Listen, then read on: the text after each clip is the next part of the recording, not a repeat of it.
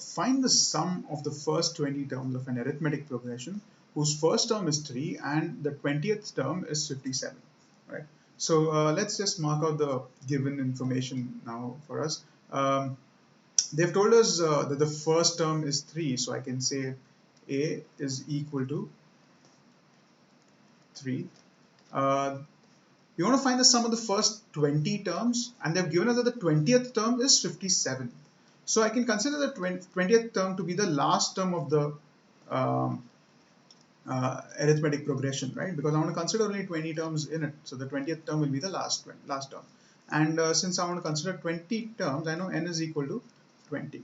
Right? By seeing this, and I want to find the sum of these 20 terms, right? Now, and by seeing this L, I guess you guys must have figured out that what formula for Sn we are going to use here, right? So the formula for sum of n terms that we're going to use here, because we've been given the last term and the number of terms, we can say Sn is equal to n upon 2 bracket a plus L, a plus L, the last term, right? We're going to use this formula because these are the values that are given to us and Sn is asked. So rather straightforward, I can say S20, because we're finding the sum of 20 terms, is equal to 20 divided by 2.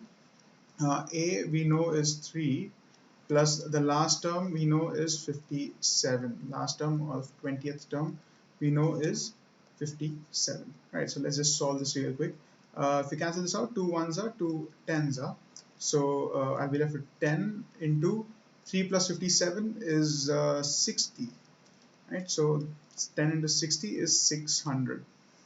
Right, that's it. We found our answer. The sum of 20 terms, the first 20 terms of the AP is 600. Find the sum of the first 20 terms of the AP. Yeah, that's it. So let's write our final answer. Therefore, the sum of the first 20 terms,